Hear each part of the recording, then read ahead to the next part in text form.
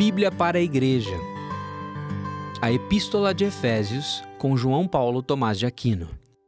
Conhecimento e poder. Esses são dois conceitos que não são muito falados nas nossas igrejas.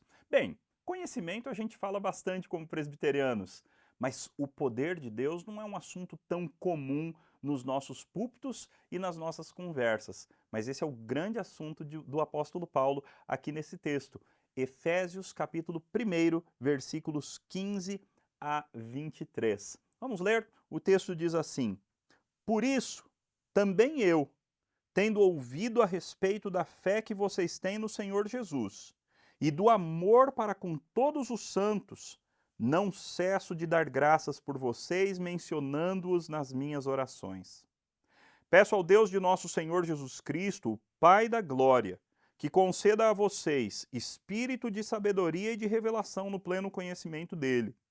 Peço que ele ilumine os olhos do coração de vocês para que saibam qual é a esperança da vocação de vocês, qual é a riqueza da glória da sua herança nos santos, e qual é a suprema grandeza do seu poder sobre nós, os que cremos, segundo a eficácia da força do seu poder.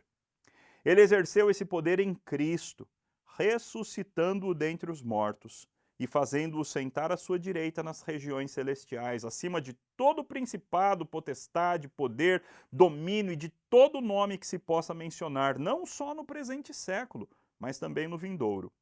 E sujeitou todas as coisas debaixo dos pés de Cristo. E para ser o cabeça sobre todas as coisas o deu à igreja, a qual é o seu corpo, a plenitude daquele que a tudo enche em todas as coisas. Paulo já saudou a igreja com graça e paz, ele já apresentou uma palavra de louvor e adoração a Deus. Agora, então, Paulo faz uma oração. Aliás, essa carta parece um culto, não é? Nesse início parece um culto. Paulo saúda a igreja com graça e paz, ele faz uma palavra de louvor ou um hino de louvor ao Senhor e agora ele ora. A oração de Paulo tem dois temas principais: o conhecimento e o poder de Deus. E o nosso objetivo é entender como é que esses temas se relacionam mutuamente no nosso texto. Paulo então diz que por isso, ou seja, por toda essa obra do Espírito Santo, do Pai e do Filho para ocasionar a nossa salvação, por isso também eu, tendo ouvido a respeito da fé que vocês têm no Senhor e do amor para com todos os santos. Notem que Paulo reconhece que os efésios já tinham fé e já tinham amor. Ele ouviu a respeito dessas coisas. Mesmo estando distante das igrejas com as quais ele tinha mais contato, Paulo sempre recebia relatos, ele sempre procurava saber como é que aqueles irmãos estavam. E ele ouviu que nessa área da fé e na área do amor, eles estavam relativamente bem. E isso fazia com que ele, versículo 16, não cessasse de dar graças por eles, mencionando-os nas suas orações. Aliás, isso é uma coisa impressionante. A vida de oração do apóstolo Paulo é algo invejável, algo de assustar, porque Paulo fala para todas as igrejas que ele ora por aquelas igrejas. E não de maneira genérica, mas ele orava de maneira específica por cada uma daquelas igrejas. Ele tinha pedidos que tinham a ver com a vida, com a identidade, com as lutas de cada igreja específica. Grande coração pastoral do apóstolo Paulo ao orar de maneira específica por todas as suas igrejas e por pessoas específicas das suas igrejas. Mas Paulo não apenas agradece pela fé e amor dos efésios, mas ele também tem um pedido. Notem que no versículo 17 ele diz: Peço ao Deus de nosso Senhor Jesus Cristo, o Pai da glória, que conceda a vocês. Opa, qual é o pedido? O que Paulo ora pelos efésios?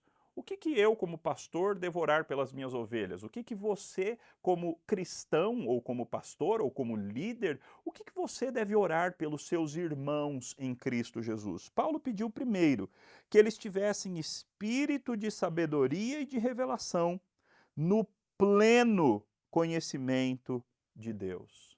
Espírito de sabedoria e de revelação no pleno conhecimento de Deus. Na minha Bíblia, esse espírito está com letra minúscula. Existe uma grande discussão entre intérpretes se espírito aqui deveria ser minúsculo ou maiúsculo. No grego não tem, nos manuscritos mais antigos não tem maiúscula e minúscula, então se espírito é com maiúsculo ou minúsculo é sempre uma interpretação daqueles que foram os editores daquela Bíblia. Eu colocaria maiúsculo. Eu creio que Paulo está pedindo de fato que a pessoa do Espírito Santo traga sabedoria, conhecimento, iluminação para os crentes efésios. Aliás, iluminação é o segundo pedido dele, versículo 18. Peço que ele quem? O Espírito Santo ou Deus que ele tinha referido antes? Não faz grande diferença, mas eu creio que ele está falando do Espírito Santo. Peço que ele ilumine os olhos do coração de vocês, para que vocês saibam. Perceba como todos esses termos são termos cognitivos, são termos de conhecimento, relacionados com o conhecimento. Sabedoria, revelação, pleno conhecimento, iluminação, para que saibam. Veja, Paulo tem uma grande intenção de que os efésios conheçam, de que eles entendam algo. Qual é esse algo? 3 coisas. Número 1. Para que vocês saibam qual é a esperança da vocação de vocês, ou seja, o que Deus espera de vocês ao tê-los chamado para serem dele. Qual é a esperança da vocação de vocês? Lembra que Paulo tinha falado que ele reconhecia que os efésios já tinham fé e amor? Está faltando esperança, que é uma tríade que Paulo sempre une. E é isso que ele pede, que esse conhecimento gere esperança, que eles entendam qual é a esperança da vocação. Número 2, que eles entendam qual é a riqueza da glória da sua herança nos santos. Nós temos uma herança. Agora Paulo está falando não de nós como herança, mas da nossa herança. Ele queria que os efésios entendessem que nós temos uma herança garantida. Nós temos uma herança guardada nos céus. Nós temos bênçãos. As coisas mais valiosas da terra não valem absolutamente nada em comparação com a herança que nós temos reservada para nós. E Paulo queria que os efésios entendessem isso.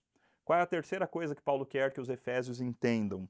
Qual é a suprema grandeza do seu poder sobre nós, os que cremos? Note que esse é o assunto que Paulo vai desenvolver até o final da oração. Por isso que eu falei que essa oração tem a ver com conhecimento e poder. A terceira coisa que Paulo quer que os efésios conheçam é o grande poder de Deus que está à disposição de todos os crentes. Nós precisamos entender melhor isso. Nós, cristãos presbiterianos, nós, cristãos conservadores, nós, evangélicos, precisamos entender melhor a respeito do grande poder de Deus, que Deus deixa à disposição dos crentes. Veja, que eles entendam qual é a suprema grandeza do seu poder, segundo a eficácia da força do seu poder. Perceba, eficácia, força e poder são tudo a mesma coisa praticamente. Paulo está juntando sinônimos para mostrar para os efésios, olha, é muito poder, é um poder enorme que está na vida do cristão. Ele vai ilustrar isso de maneira gloriosa, olha só. Deus exerceu esse poder em Cristo, ressuscitando-o dentre os mortos e fazendo Cristo sentar à sua direita nas regiões celestiais, acima de todo principado, potestade, poder, domínio, e de todo nome que se possa mencionar, não só no presente século, mas também no vindouro, e sujeitou todas as coisas debaixo dos pés de Cristo.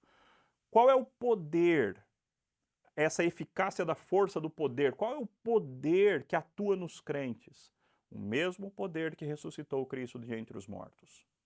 O poder que te ajuda a viver a sua vida cristã, o poder que te ajuda a vencer o pecado, o poder que te ajuda a dizer não para as tentações, o poder que te ajuda a sacrificar a si mesmo a fim de poder amar o seu próximo, o poder que está à sua disposição para que você perdoe, o poder que está à sua disposição para que você evangelize, é o mesmo poder que ressuscitou Jesus Cristo dentre os mortos.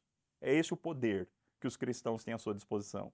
E Paulo ora para que os cristãos entendam isso.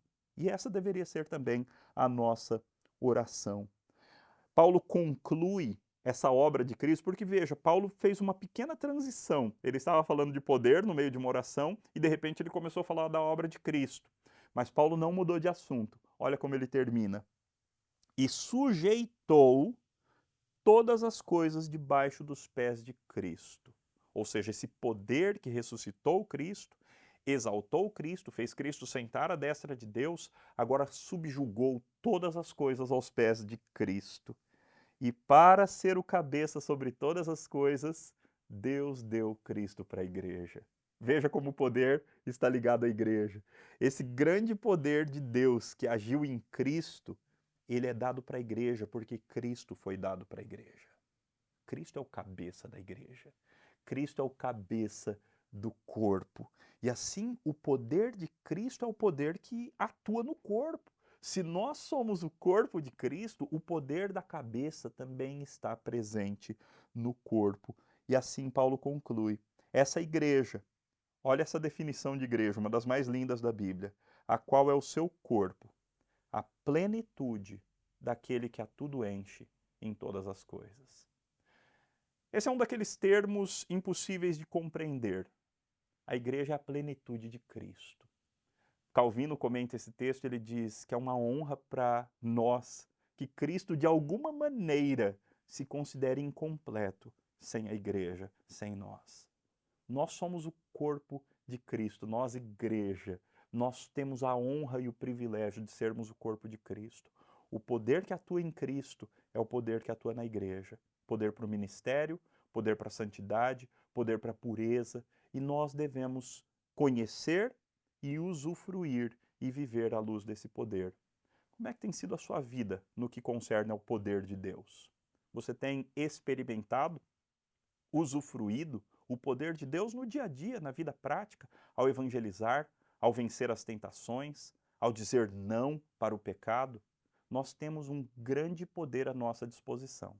A intenção do apóstolo Paulo é que a gente conheça esse poder, que a gente entenda as implicações desse poder e que nós usemos esse poder para a glória de Deus.